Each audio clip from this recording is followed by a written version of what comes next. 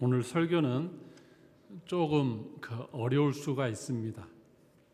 설교 준비를 다 끝내고 어제 저녁 내에 고민했습니다. 이걸 어떻게 전달할 것인가. 제가 이해한 성경 본문, 신학을 전공한 사람들 그리고 성경을 전체를 다 이렇게 맥을 아는 사람들은 이렇게 이해할 수 있는 본문인데, 이제 성경을 파편적으로 알거나 신학을 전공하지 않으신 분들은 좀 이해하기가 어려운, 이걸 어떻게 설명하지 고민하다가 그러면 이걸 건너뛰고 결론으로 바로 갈까도 생각했는데, 결론으로 바로 가면 계속 그 근본을 모르고 결론으로 갈 것 같아서 오늘은 해야겠다 큰 결심을 했습니다. 그래서 오늘 설교는 연희 때와 달리 프리칭 설교가 아니고 티칭, 그러니까 성경 공부한다는 마음으로 오늘은 성경 본문을 오늘 주보 간주본 많이 있죠? 이 본문을 다 읽으면서 해설하면서 해석하면서 해야만 오늘 본문이 딱 이렇게 떠오를 겁니다. 그래서 이 작업을 오늘은 해야겠어요. 오늘은 해야만 여러분들이 임마누엘이라는 뜻을 제대로 알 수가 있습니다. 대부분이 임마누엘을 신약에서만 해석합니다. 신약에서만. 근데 구약에서의 임마누엘을 해석하고 신약으로 넘어가야 예수님이 우리와 함께 한다는 임마누엘이 더 깊이, 아주 그 사골곰탕 울고 나듯이 아주 깊은 그 의미가 있기 때문에 오늘은 어려워도 오늘은 잘 따라봐 주시기 바라고, 예전과 다르게 오늘은 좀 집중하셔서 따라오셨으면 좋을 것 같습니다. 첫 번째, 설교 본문에 들어가기 전에 사전 세 가지의 신학적인 지식을 먼저 알고 들어가야 됩니다. 세 개의 프레임을 먼저 갖고 오늘 본문에 들어가야 됩니다. 첫 번째 프레임은 뭐냐면, 예수님의 이름이 예수잖아요. 메시아하고 그리스도지만 불리기는 예수라고 불렸습니다. 그러면 이 예수의 이름이 신약 시대에만 불렸냐? 아니고 구약 시대에도 예수님의 이름이 있었다. 예수. 불경스럽게 어떻게 예수의 이름은 단독 명사야지 보통 명사냐 할 수 있는데, 구약의 여호수아가 예수예요. 히브리어로 여호수아. 그거를 헬라어로 할 때는 예수스 이렇게 갑니다. 그러다가 뒤쪽이 스가 없어지면서 예수. 우리나라는 예수 그래서 이렇게 해요. 근데 영어는 예수스 이게 잘 안 되니까 어떻게 했습니까? 지저스 그런 거예요. 뭐 요한하면 뭐 우리는 요한하면 영어는 존 그러잖아요. 근데 러시아로 가면 어떻게 됩니까? 이반. 발음이 안 되니까 그쪽으로 이렇게 넘어가지만 근본은 그렇다. 다시 오면 예수의 이러한 이 이름은 구약 시대에도 이미 쓰였다. 여호수아 조금 비슷한 뭐 호세야 뭐 이런 식으로. 자, 그러면 이제 질문을 하겠습니다. 여러분, 임마누엘은 예수님에게만 쓰였다? 구약 시대에도 쓰였다? 앞에서 설명하니까 조금 넘어왔어요. 근데 대부분 제 설명 듣기 전에 임마누엘은 예수님 혼자만이 쓰는 언어라 이름이었지 않았을까? 이렇게 생각할 수 있습니다. 그런데 오늘은 구약에도 쓰였지 않았을까라는 것을 가지고 따라오시면 돼요. 그게 어떻게 되는지 오늘 설명할 겁니다. 첫 번째, 두 번째는 뭐냐면, 하나님이 함께 한다는 것을 늘 어떤 사명자나 선지자나 지도자에게 말씀을 하실 때에 말씀으로만 하지 않고 표적을 주셨어요. 이게 두 번째 프레임입니다. 표적과 징조를 줘서 내가 너와 함께 한다는 걸 할 때 그냥 그 말씀 듣고 하나님 사라지시면 내가 아까 듣긴 들었는데 이게 진짠가? 하고 이렇게 있잖아요. 증거가. 그래서 하나님이 나와 함께 한다는 것을 징조를, 표적을 좀 저에게 남겨주세요. 이게 구약에 엄청 많이 나옵니다. 이걸 가지고 오늘 또 본문을 봐야 돼요. 자, 오늘 본문 보시면 기드온에게 하나님이 어떤 표적을 보여주시는가를 좀 보겠습니다.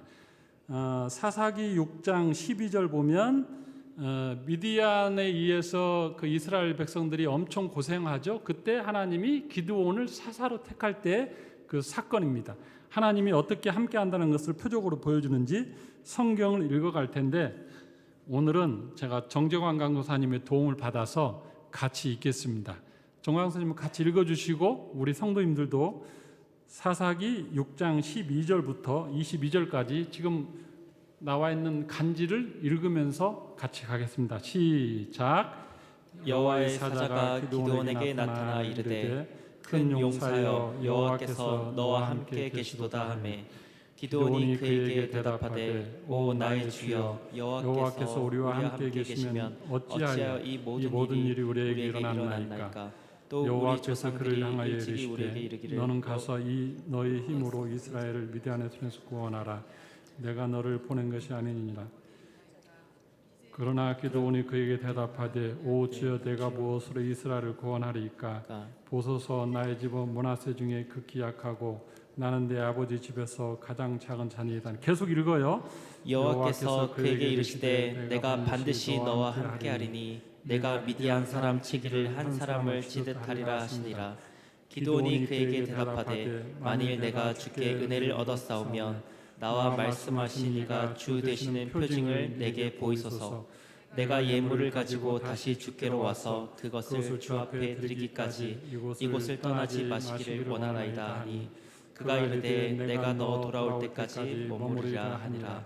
기드온이 가서 염소 새끼 하나를 준비하고 가루 한 에바로 무교병을 만들고 고기를 소쿠리에 담고 국을 양푼에 담아 상수리 나무 아래 그에게로 가져다가 드리매 하나님의 사자가 그에게 이르되 고기와 무교병을 가져다가 이 바위 위에 놓고 국을 부으라 하니 기드온이 그대로 하니라. 여호와의 사자가 손에 잡은 지팡이 끝을 내밀어 고기와 무교병에 대니 불이 바위에서 나와 고기와 무교병을 살랐고 여호와의 사자는 떠나서 보이지 아니한지라. 기드온이 그가 여호와의 사자인 줄을 알고 이르되 슬프도소이다 주 여호와여 내가 여호와의 사자를 대면하여 보았나이다 하니. 아멘. 자, 여기 보면 기드온이 16절에 보니까 뭐라고 합니까? 여호와께서 그에게 이르시되 내가 반드시 너와 함께 하겠다 이렇게 했죠. 왜냐하면 기드온은 지금 겁나는 거예요. 미디안이 얼마나 강한데 자기처럼 이 포도주 틀이나 농사나 짓는 사람이 장군이 되어가지고 저들을 물리칠까 걱정이 됐어요. 그래서 하나님이 너와 함께한다 했더니 그가 바로 응답하기를 17절에 주께 은혜를 얻었사오면 나와 말씀하신 이가 주 되신다는 것을 표징을 내게 보이소서. 표적, 어떤 징표를 나에게 주세요. 그러면 내가 그걸 좀 믿고 하나님 말씀 따르겠습니다. 이렇게 한 거예요. 자, 여기서 다른 척 하다가 나중에 또 의심해요. 다시 생각해도 아무래도 이거 내가 어제 있었던 사건이 이게 불이 난 게 이게 내가 환상을 본 거야 진짜야 하고 또 의심이 돼서 이번에는 뭐라고 하냐면 하나님 한 번만 더 기도할게요. 양털을 밖에 내놓으면 양털은 이슬이 내리고 밖에는 포송포송하게 해주면 하나님이 저를 미디안을 치는 장군으로 임명한 줄 믿겠습니다 하니까 하나님이 두 번째도 또 표정을 해주셔요. 근데 얘가 또 기드온이 또 말합니다. 하나님 한 번만 더 표적을 보여주세요. 이번에는 양털은 뽀송뽀송하고 밖에는 이슬 내리게 해주세요. 그러니까 또 그렇게 해요. 하나님이 무려 3번에 걸쳐서 징조와 표적을 보여주십니다. 이건 뭡니까? 내가 너를 불렀고 내가 너와 함께 할 거다는 확신입니다. 두 번째, 자 모세의 경우는 어떻습니까? 모세 출애굽기 4장 1절부터 8절 한번 같이 또 읽겠습니다. 시작. 모세가 대답하여 이르되 그러나 그들이 나를 믿지 아니하며 내 말을 듣지 아니하고 이르기를 여호와께서 내게 나타나지 않으셨다 하리이다. 여호와께서 그에게 이르시되 내 손에 있는 것이 무엇이냐? 그가 이르되 지팡이니이다. 여호와께서 이르시되 그것을 땅에 던지라 하시매 곧 땅에 던지니 그것이 뱀이 되니라. 모세가 뱀 앞에서 피하매 여호와께서 모세에게 이르시되 내 손을 내밀어 그 꼬리를 잡으라. 그가 손을 내밀어 그것을 잡으니 그의 손에서 지팡이가 된지라. 이는 그들에게 그들의 조상의 하나님 곧 아브라함의 하나님 이삭의 하나님 야곱의 하나님 여호와가 내게 나타난 줄을 믿게 하려 함이라 하시고 여호와께서 또 그에게 이르시되 내 손을 품에 넣으라 하시매 그가 손을 품에 넣었다가 내어보니 그의 손에 나병이 생겨 눈같이 되니라. 이르시되 내 손을 다시 품에 넣으라 하시매 그가 다시 손을 품에 넣었다가 내어보니 그의 손이 본래의 살로 되돌아왔더라. 여호와께서 이르시되 만일 그들이 너를 믿지 아니하며 그 처음 표적의 표징을 받지 아니하여도 나중 표적의 표징은 믿으리라. 아멘. 자, 모세도 마찬가지예요. 모세도 이제 목동이죠.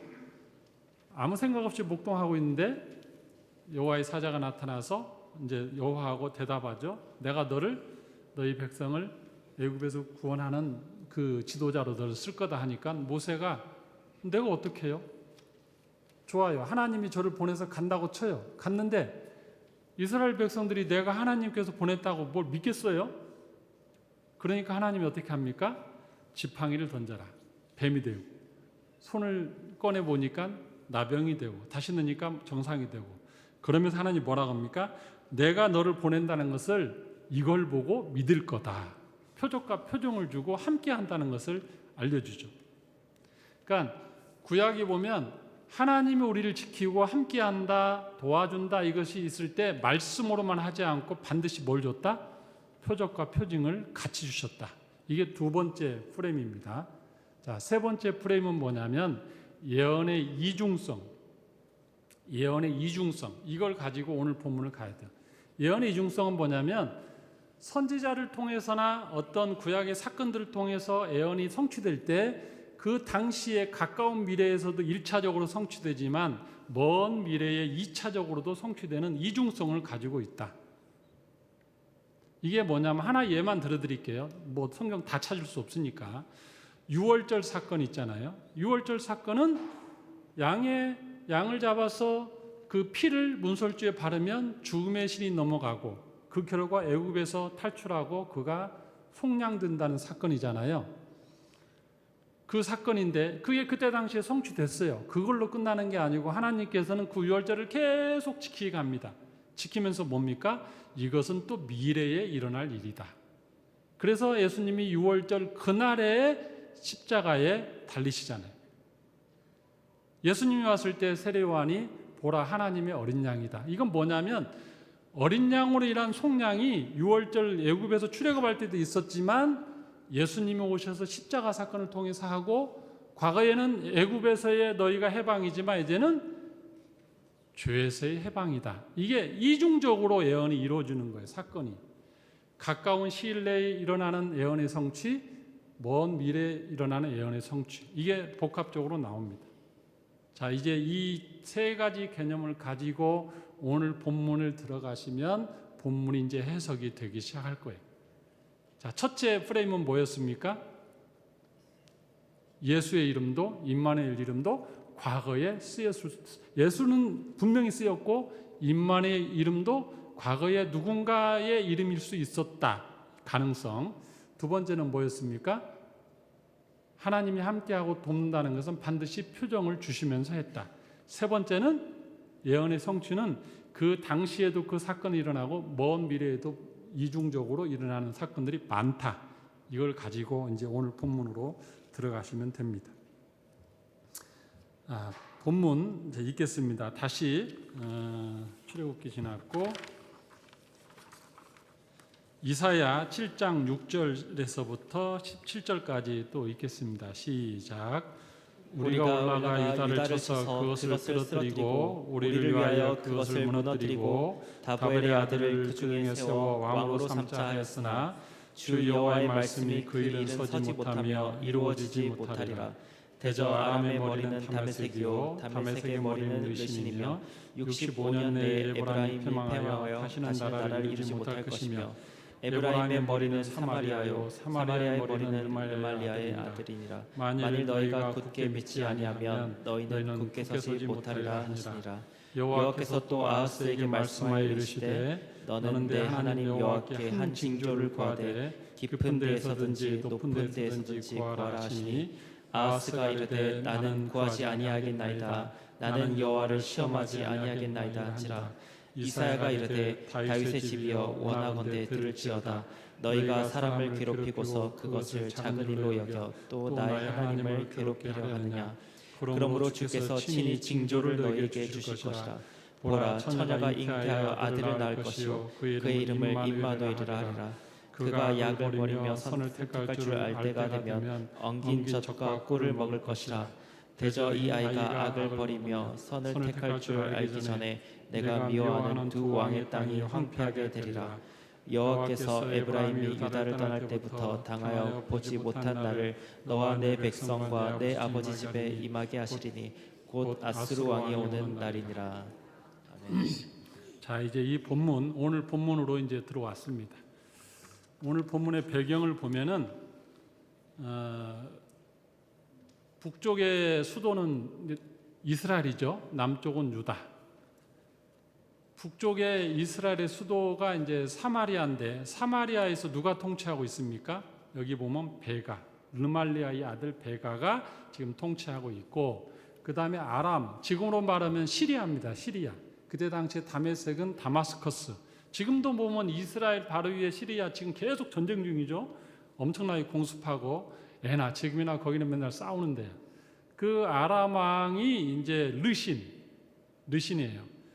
근데 그때 당시에 아하스가 왕인데, 이 아하스 왕은 누구냐면 히스기야의 아버지예요, 아버지. 근데 믿음이 별로 없어요. 좀 이따 설명할게요. 이 아하스 왕이 겁을 잔뜩 먹었습니다. 먹은 이유는 뭐냐면 이 위쪽에 있는 이스라엘이 강하거든요, 유다보다. 근데 특히 강한 족속이 누구냐면 에브라임 지파예요.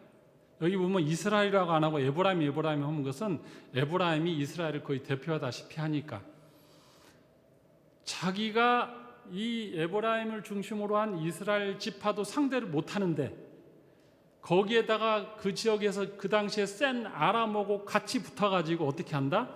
유다 손 좀 볼게, 이렇게 한 거예요. 그게 바로 8절입니다. 우리가, 이게 베가하고 이스라엘 왕 베가하고 아람의 왕 르신이 우리가 올라가서 유다를 쳐서, 아하스가 다스린 유다를 쳐서 그것을 쓰러뜨리고 우리를 위해서 말 잘 듣는 다브엘의 아들을 세워서 왕으로 삼자. 그렇게 통보가 온 거예요. 통보가 아하스에게. 아하스가 얼마나 불안해요. 이스라엘한테도 싸우다 지는데 아람까지 연합으로 온다니까 얼마나 불안합니까? 덜덜덜덜 떨고 있을 때 하나님께서 바로 누구에게 메시지를 보내냐면 이사야 선지자에게 메시지를, 하나님의 뜻을 전합니다. 하나님의 뜻은 뭐냐면 이스라엘과 아람의 군대가 와도 유다를 이기지 못한다. 왜? 내가 유다를 지킬 것이다. 내가 유다와 함께 할 것이다. 그렇게 말한 것이 오늘의 장면이에요. 자, 8절 10절 보죠. 10절. 여호와께서 또 아하스에게 말씀하여 이르시되, 이건 이사야 선지자를 통해서 하는 거예요. 너는 내 하나님 여호와께 한 징조를 구하되, 빨간 표시합시다. 한 징조를 구하되 깊은 데에서든지 높은 데에서든지 구하라 하시니, 말로 이사야를 통해서 야, 내가 너를 지킬게, 걱정 마 했는데, 지금 이 아하스가 어떻게 생각합니까? 안 믿어지는 거예요. 하나님의 말씀이 안 믿어져. 자기와 함께하고 지킨다는 게 꼭 누구 같습니까? 앞에서 말했던, 벌써 다 앞에서 말했던 기드온하고 모세처럼 안 믿어져요. 그러니까 하나님이 너 그럴 줄 알았어. 그 옛날에 모세도 그랬고 기드온도 그랬고 다 그랬거든. 그러면 징조를 주면 믿겠지? 그리고 징조를 구해봐. 그러면 내가 징조를 줄게. 그거예요. 이해되죠? 근데 그 표현이 보면 깊은 데에서든지 높은 데에서든지 구하라. 이건 어떤 의미냐면, 깊은 데, 그 옛날 모세가 홍해를 가릴 때 딱 갈랐잖아요. 가르면서 그 징조를 보고 애굽에서 피하는 길을 열어줬고, 여호수아가 아모리 족속하고 싸울 때 이쪽이 밀리고 하니까 그쪽을 완벽하게 오늘 하루 만에 다 전멸시켜야 되는데 해가 지기 시작합니다. 그러자 어떻게 합니까? 여호수아가 손을 들어서 태양아 너는 멈춰라. 지금 기브온 골짜기 태양 거기 가만히 있어. 해 지지 마. 그 다음에 다른 아얄론 골짜기 거기에서 머물러 있어. 야, 지구의 자전을 멈춘 거예요, 이게. 지구의 자전을. 그러니까 높은 데에서도 구해도 내가 징조를 줄 거다. 심지어 자전을 멈추라기도 내가 징조를 줄 테니까 구하라. 넌 뭘 구할래? 기드온처럼 구할래? 여호수아처럼 구할래? 모세처럼 구할래? 구해봐. 그런데 아하스 12절, 나는 구하지 않겠나이다. 나는 여호와를 시험하지 아니하겠나이다. 꼭 믿음 없는 것들이 이래요. 믿음 없는 사람이 앞에 믿으라기도 안 믿어, 징조 줄 테니까 구하라고도 안 구해. 그러고서는 난 하나님 시험 안 해. 그러니까 13절, 이사야가 이르되 다윗의 집이여. 이 표현은 다윗의 집이라고 갑자기 명칭을 바꾼 것은 좀 이따 설명할게요. 다윗의 집이여 원하건대 들을지어다. 너희가 사람을 괴롭히고, 너가 지금 나를 괴롭게 하느냐? 왜 하나님의 말씀을 왜 안 들어? 그리고 심지어는 그것을 작은 일로 여겨 또 나의 하나님을 괴롭히려 하느냐? 하나님은 지금 유다를 지키고자 하고 그 말을 왕인 당신에게 했고 나를 보내서 했는데 당신이 안 믿으면 도대체 어떻게 하라는 거야? 하나님 참 난감하겠네요. 이런 표현이잖아요.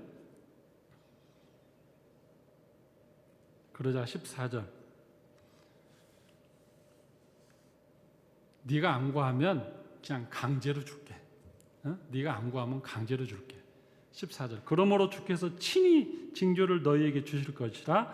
보라, 처녀가 잉태하여 아들을 낳을 것이요 그의 이름을 임마누엘이라 하리라. 여기서 처녀는 알마입니다. 알마. 처녀란 뜻, 여기는 한글 성경 처녀로 나왔는데 젊은 여자라는 뜻, 포괄적으로 돼요. 젊은 여자가 잉태하여 아들을 낳을 것이다. 이렇게 말합니다. 근데 그 임마누엘이라는 아이가 나오는데 15절, 그가 악을 버리고 선을 택할 줄 알 때가 되면 엉긴 젖과 꿀을 먹을 것이라. 자, 이제 임마누엘이 이제 너에게 줄 거다. 근데 그 임마누엘이 악을 버리고 선을 택할 줄. 그 다음에 18절, 대저 이 아이 임마누엘이라는 아이가 악을 버리고 선을 택할 줄 알 때, 그 시기는 언제냐? 악을 버리고 선을 택할 때, 선악을 구분하는 나이가 된다는 거죠. 언젠가 임마누엘 아이가 태어나는데 이 아이가 선악을 구별하는 그 시점이 될 때, 그러면 선악을 알 시점은 언제예요? 한국에서는 촉법 소년, 자기 행동에 대해서 책임을 지는 나이를 뭐 12살, 13살 치죠. 이스라엘에서는 13세를 성인으로 칩니다. 이제는 자기 행동에 대해서 책임을 진다. 선과 악의 행동에 대해서 책임을 진다 해서 13세를 성인으로 쳐요. 근데 또 그 심리학자들은 선악을 알 나이는 5살이면 안다. 또 그렇게 해요. 자, 그러니까 요거는 나이를 정하지 않았으니까 그냥 어떤 법적인 거나 유대인의 성의식이나 일반적인 걸 통해서 13세부터 심리학적으로 선악을 구분하는 나이를 예를 들어 5살 치면 포괄적이죠. 5살부터 너희 안에 임마누엘이라는 아이란 이름을 가진 아이가 태어나서 이 아이가 5살에서 12살 사이쯤 될 때쯤에, 자 이제 다시 본문으로 오세요. 그쯤 되면 이 아이는 엉긴 젖과 꿀을 먹을 것이죠. 젖을 부드러운 젖이 아니고 단단한 젖, 그것을 발효시키고 딱딱하게 한 것도 다 먹을 거예요. 그리고 그때가 될 때 네가 미워하는 두 왕이 황폐하게 되리라. 이 두 왕은 누구예요? 네? 아하스가 미워하는 두 왕, 이스라엘의 베가하고 르신이잖아요. 아람 왕. 두 왕이에요. 그러면 이거를 임마누엘을 바로 점프해서 예수님으로 바로 가면 돼요, 안 돼요? 예언의 이중성 제가 말했죠. 가까운 미래에 성취될 것을 먼저 1차 해석을 하고 나중에 예수님으로 가야지. 여기서 대부분 설교자들이 여기를 해석 안 하고 바로 그냥 예수님에게 가버리니까 임마누엘은 예수님이 단독명사야 이렇게 할 수 있는데, 여기 보면 분명히 아이를 줄 거고 그 아이가 5살에서 13살 될 즈음에 네가 미워하는 두 왕 베가와 르신이 황폐하게 될 것이다. 17절, 여호와께서 에브라임이 유다를 떠날 때부터 당하여 보지 못한 날을 너와 내 백성과 내 아버지 집에 임하게 하시리니 곧 아수르 왕이 오는 날이라. 실제로 두 왕은 누가 패합니까? 북이스라엘과 아람은 누가 멸망시켜요? 아수르가 와서 멸망시켜요. 아수르가. 이게 이 임마누엘이라는 이 이름을 이사야에게 줬을 때 그때의 이 아이는 가까이 그 당시의 아이예요. 대체 논리가 억지가 있습니까? 맞죠? 이 아이가 5살에서 12살 됐을 때 아수르가 와서 두 왕을 패할 것이다. 여기까지는 해석이 따라왔습니다. 자, 이사야 8장 7절부터 8절까지 또 읽겠습니다. 저는 물 한잔 할게요. 읽어주세요, 강사님.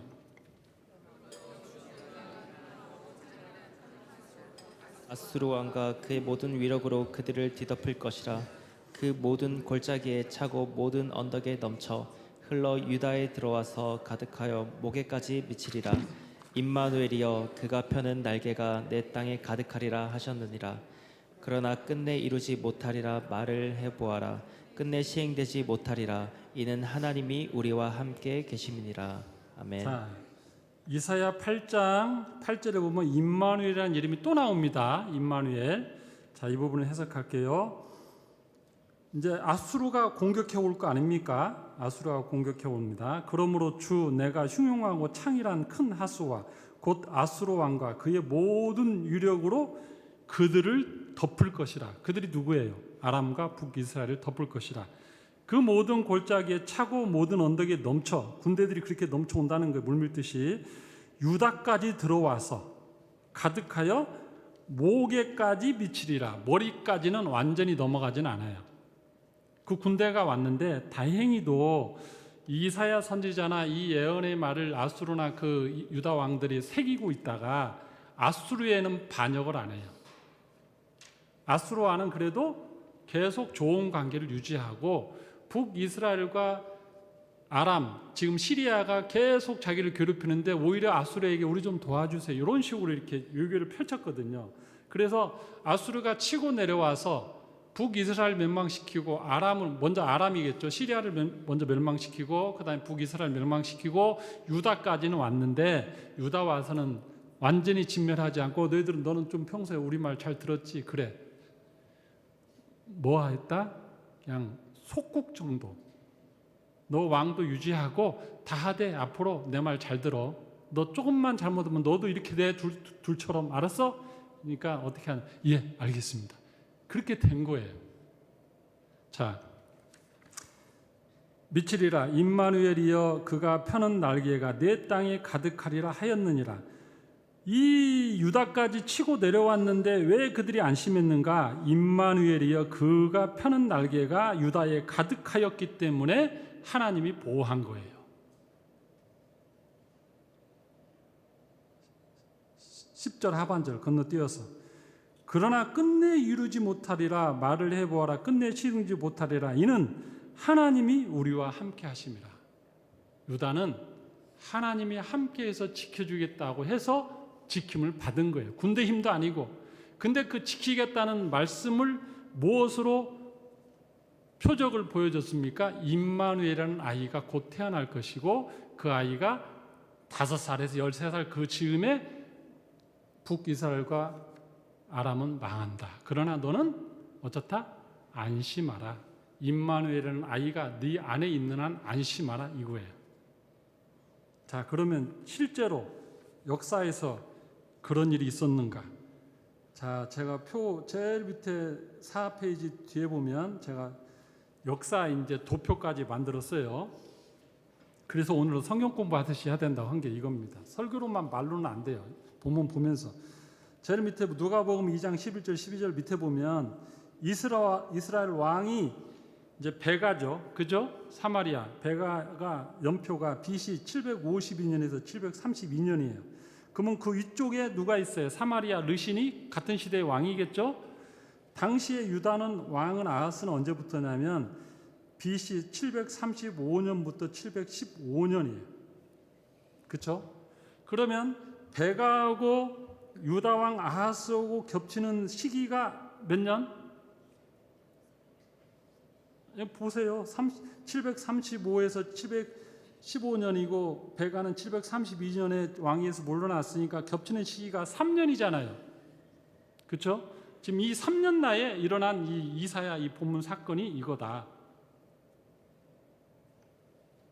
그러면 베가가 BC 732년에 물러나고 호세아가 왕이 됐는데 그 시기는 732년에서 721년이에요. 11년간. 이스라엘이 언제 망했냐면 BC 721년에 망했어요. 자, 이 왕들의 도표를 가지고 있으면 오늘 본문이 더 또 참 이해가 돼요. 이사야 7장 8장이 있었던 그 사건이 일어난 시기는 언제다? BC 735년부터 732년 사이고, 그 다음에 이스라엘이 멸망한 날은 아까 보면은 아수리에서 멸망한다 했죠. BC 721년이에요. 그러면 735년에서 732 사이 3년하고 721하면 얼추 13년 떨어지죠? 어렵나요? 산수 아주 간단한 산수인데 떨어지죠? 역사에서 이미 그렇게 결정이 끝났잖아요. 그러면 다시 그 결정을 가지고 오늘 본문으로 와서 이사야 7장 16, 17 다시 읽어보면 보겠습니다. 14절. 그러므로 주께서 친히 너희 징조를 너희에게 주실 것이라. 보라, 젊은 여자가 잉태하여 아들을 낳을 것이요 그의 이름을 임마누엘이라 하리라. 여기 보면 왜 처녀라고 안 하고 예수님 오고 이쪽으로 갔는데 그럼 마태복음 어떻게 하라고? 그거는 다음 주에 설명할게요. 다음 주에 이건 언어적으로 풀어야 되니까. 오늘은 여기 젊은 여자가 알마가 잉태하여 아들을 낳을 것이요 그 이름을 임마누엘이라 하리라 해서 낳았어. 그리고 그 아이가 이제 732년 735에서 732년 사이에 태어났어. 그리고 21년 13년 지난 즈음에 이제 그 아이가 어느 정도 성장하고 선악을 알게 될 때가 되고, 그때쯤에 아수르가 와서 두 나라는 망한다. 이사야 8장 18절. 밑에를 먼저 보죠. 이사야 8장 3절 읽겠습니다. 시작. 내가 내 아내를 가까이 하매 그가 임신하여 아들을 낳은지라. 여호와께서 내게 이르시되 그 이름을 마헬살랄 하스바스라 하라. 하나님이 이사야의 아들이 낳았는데 이름을 지어줘. 직접. 마헬살랄 하스바스. 이건 뭐냐면 습격을 위해서 굉장히 빠른 속도로 이동한다, 이런 뜻이에요. 풀어보면 적을 치기 위해서 굉장히 빠른 속도로 간다. 군대 용어죠. 군대. 이건 누굴 의미해요? 아수르가 굉장히 빠른 속도로 내려온다, 그 뜻입니다. 그러니까 이사야는 둘째 아들을 볼 때마다 벌써 7장에서 이 두 왕이 이스마엘이라는 아이가 이제 좀 이따 설명할게요. 이스마엘이라는 게 태어나는 순간, 그때부터 이 아이가 선악을 알게 하는 순간부터 이제 두 나라는 망하는구나. 근데 자기 이름을 하나님이 네 둘째 아들 이렇게 지어. 그러니까 이건 하나님이 반드시 행하겠다는 사인이구나. 그렇게 한 거예요. 자, 그러면 이 마지막 남는 이제 단초 이스마엘은 누구냐? 그 당시에 이스마엘 BC 735에서 732년에 태어난 이 이스마엘이라는 임마누엘이라는 이름은 누구냐? 성경에 나와요. 우리가 관찰을 안 했을 뿐이지. 이사야 8장 18절. 보라, 나와 및 여호와께서 내게 주신 자녀들이 이스라엘 중에 징표와 예표가 되었나니 이는 시온산에 계신 만군의 여호와께로 말미암은 것이라. 지금 누가 말하고 있어? 보라, 나는 누구예요? 이사야죠. 여호와께서 주신 자녀들이 복수형이죠. 첫째 아들 있었어요. 아하스 왕이 갈 때 했던 첫째 아들 있었고, 또 여기 마헬살랄 하스바스라는 또 아들도 있어요. 근데 내게 주신 자녀들이 이스라엘 중에 징표와 예표가 되었나니. 그러면 이제 추측해 볼 수 있습니다. 하나님이 임마누엘이라는 이름의 아이를 아마 이사야 선지자에게 줬을 가능성이 높다. 물론 뭐 확실하지 않지만 다른 사람에게 줬을 수도 있죠. 이사야가 잘 아는 어떤 누군가의 경건한 집에 자녀로 줬을 수도 있는데 듣고 이사야가 여기 기록은 안 됐지만 가서 당신 아들 낳잖아. 이름은 임마누엘이라고 지어. 왜?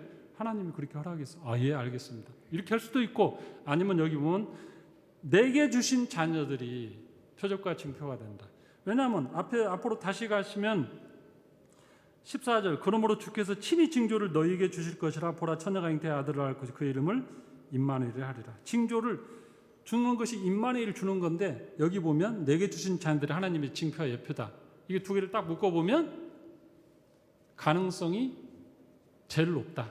이사야의 아들일 가능성이 높다. 성경이 기록이 안 돼서 그냥 여기까지 끝. 제가 추측하고 성경을 연구하고 한 여기까지는 갈 수 있어요. 오늘 성경 해석에 무리가 있습니까? 임마누엘이 꼭 예수님의 때만 있었던 이름입니까? 아니죠. 이때 당시에 임마누엘이란 아이를 줬고 이름이 있었다.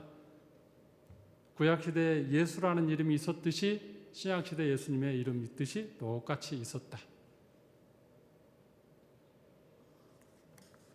자, 여기까지 왔으면 이제 오늘 설교가 이제 거의 마무리로 갑니다. 도대체 알아서 뭐 하자고? 첫째는 아는 것만으로도 좋잖아요. 그죠? 우리 임마누엘은 바로 그냥 이 본문 읽자마자 바로 마태복음 1장 23절로 갔잖아요. 예언의 이중성에서 가까운 그 시대의 이사야 시대의 임마누엘이라는 아이의 이름이 어떻게 이루어졌는가를 건너뛰었잖아요. 지금까지.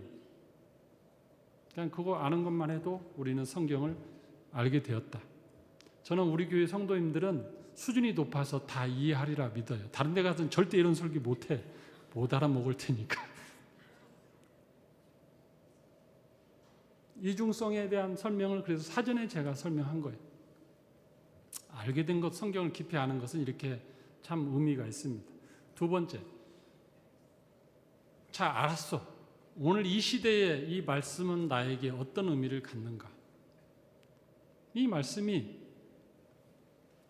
첫째는 곧 있으면 예수님 임마누엘 오신 예수님이 크리스마스 때 또 설교 2탄으로 할 건데 서론으로 그날 설교 위해서 이거를 제가 해야만 크리스마스 때 설교가 이게 이어지기 때문에 어쩔 수 없이 저는 한 거예요.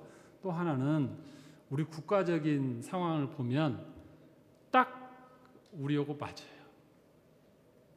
우리나라 보면 지금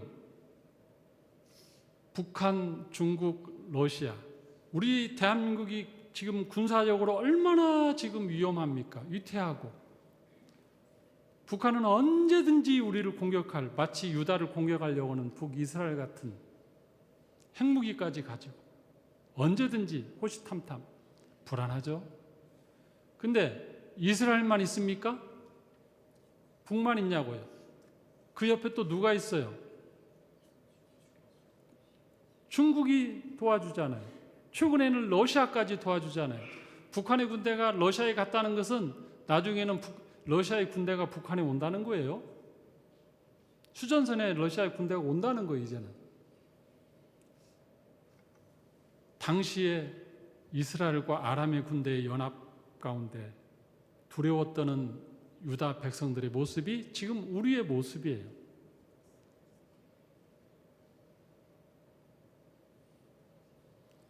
그러면 유다는 우리를 누가 도와줄까? 애굽이 나를 도와줄까? 아수르가 나를 도와줄까? 그렇게 찾겠죠. 이 두 나라에서 우리를 구해줄 더 센 나라를 찾겠죠. 우리는 지금 누구를 찾습니까? 미국이 우리를 도와주면 좋겠다. 딱 그렇잖아요. 그게 잘못된 건 아니죠. 어쨌든 그래도 북중러는 어쨌든 그쪽에 그 호의적인 그 정당이 민주당이죠. 그쪽 그래도 호의적이죠. 그리고 미국과 일본하고 호의적인 데가 현재로 말하면 국민의힘이죠. 이 두 세력이 한반도에서 부딪히죠. 대륙의 세력과 해양 세력이. 권위주의 세력의 그 백그라운드와 자유민주주의 세력이 여기서 정면으로 부딪히는데 정당도 둘이 갈려져서 계속 그냥 싸우고 거기다 국민들도 양쪽에 갈라져서 또 막 싸우고 있어요. 이게 우리 현실이에요. 누가 우리를 도울 것인가? 이게 우리의 모습이나 이때 당시에 이 아하스 왕 그때 당시 BC 732에서 35년 그 사이는 똑같아요. 우리에게 필요한 건 뭡니까? 하나님의 임마누엘. 하나님이 우리나라를 향해서 임마누엘로 지켜주시겠다고 약속하시고 하나님이 우리에게 임마누엘을 보내만 주신다면 그 어떤 세력도 우리는 두려워할 필요 없습니다. 그러면 오늘날 한국교회 임마누엘은 뭡니까? 누가 임마누엘이 돼야 돼요? 한 아이가 태어나서 하나님이 한 목사 너 어제 설교 성경 본문 해석 그래 잘했어 마음에 들어. 그 네 조카 누구 태어날 텐데 이름 임마누엘로 지어라. 왜요? 나만 내가 지켜준다는 뜻이야. 이러면 얼마나 좋아요 제가. 그게 아니잖아요. 그러면 하나님이 지켜주신다는 함께 한다는 그 임마누엘이 우리에게 지금 한국에 있어야 되는데 그 임마누엘을 찾아야 될 거 아니에요. 하나님이 주시는 임마누엘. 그래서 제가 계속 고민했어요. 우리에게서 임마누엘이 태어나는 것도 아니고 전 두 가지를 생각했습니다. 첫째는 하나님과 함께하는 단체는 교회다. 이 대한민국 땅에서 수많은 집단과 어떤 단체와 수많은 다 있잖아요. 학교든지 회사든지 모든 게 있지만 그래도 하나님과 함께하는 데는 교회다. 그러면 하나님이 교회를 임마누엘 되라고 하신 거면 이 교회가 임마누엘이 되어야 된다. 그러면 하나님이 교회 때문에 이 나라를 망하지 않게 하려면 교회가 뭘 해야 하는가? 하나님을 향한 믿음. 하나님을 향한 믿음. 제가 아까 그랬죠. 아하스 왕이 징조를 구하라기 때문에 안 구하니까 이사야 선지자가 그랬어요. 다윗의 집이여 좀 제발 좀 구해봐 그랬잖아요. 아하스 갖고 그럼 아하스를 왜 보호한 거예요? 하나님이 아하스가 잘나서 보니까 아하스 징조도 안 구하고 믿음이 없잖아요.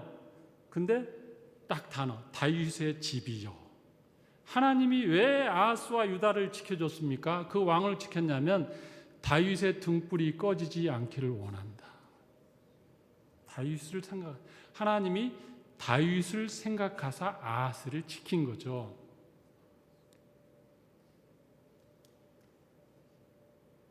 그러면 지금 우리는 아하스는 다윗 때문에, 우리는 누구 때문에? 예수 그리스도 때문에. 이 교회 안에 있는 예수 그리스도로 인해서 대한민국이 안전해야 된다. 교회가 하나님 앞에 임마누엘이 될 만큼 자격을 갖췄는가? 그거는 예수 그리스도가 그 교회 안에 생명력이 있게 존재하는가? 오늘 말씀 하나 더 읽고 마무리하겠습니다. 누가복음 2장 11절, 12절 마무리하겠습니다. 시작. 오늘 다윗의 동네에 너희를 위하여 구주가 나셨으니 곧 그리스도 주시니라. 너희가 가서 강보에 쌓여 구유에 누워 있는 아기를 보리니 이것이 너희에게 표적이니라 하더니. 여기 보면 또 표적도 나오죠. 이 표적이란 단어는 여기 표적은 다음 주에 할 겁니다. 대한민국의 이 어려운 상황, 국민들이 분열되어서 하나로 똘똘 뭉쳐서 어떻게 해도 지금 살아남을까 말까 하는 이 전 세계 질서 가운데 이렇게 나뉘어갖고 서로 상대를 죽여야 상대를 죽이면 내가 사는 게 아니라 상대 죽이면 나도 죽는데 그걸 모르고 서로 저렇게 이런 현실에서 유다의 아하스 왕과 같은 이 현실에서 BC 732년에서 BC 735년 같은 그 유다의 현실이 바로 오늘의 현실이다. 우리는 하나님이 함께한다는 그 임마누엘을 받아내야 합니다. 그 임마누엘을 요청하고 기도할 수 있는 선지자, 그 통로는 교회밖에 없다. 여러분들이 하나님 앞에 자비와 궁유를 구하시기를 바랍니다. 기도하겠습니다. 하나님 아버지, 이사야 선지자를 통해서 아하스와 유다 백성을 지키고자 하는 하나님의 의지, 다윗을 생각하사 그 나라를 지키고자 하는 하나님의 뜻, 그것이 임마누엘이라는 아이를 줌으로 말미암아 징표와 표적을 삼고 유다를 지키셨습니다. 아버지 하나님, 바라고 원하기는 이 대한민국은 유다와 같이 바람에 흔들리는 촛불과 같은 그런 국난의 어려운 가운데 있습니다. 북과 중국과 러시아의 그 막강한 권위주의 세력 가운데 있어 이 나라가 아버지 하나님 자유민주주의 가치를 지키며 살아간다는 것은 쉽지가 않습니다. 아버지 하나님, 하나님 아버지 불쌍히 여기어 주시옵소서. 아버지 하나님, 임마누엘로 우리와 함께하여 주시고 아버지 하나님, 우리를 보호하여 주시옵소서. 이 시대에 대한민국의 임마누엘이 되게 하여 주시옵소서. 교회가 그 역할을 하게 하여 주시옵소서. 하나님께서 다윗을 생각하다 유사를 지켰던 것처럼 하나님 예수 그리스도를 믿는 우리를 생각하사 이 나라를 주께서 보호하여 주시옵소서. 이 땅에 오실 아기 예수, 표적으로 오신 아기 예수, 이 땅에 평강으로 오신 아기 예수로 인하여 이 땅에 전쟁이 그치게 하여 주시고 평화가 오게 하여 주시옵소서. 예수님의 이름으로 감사하며 기도합나이다. 아멘.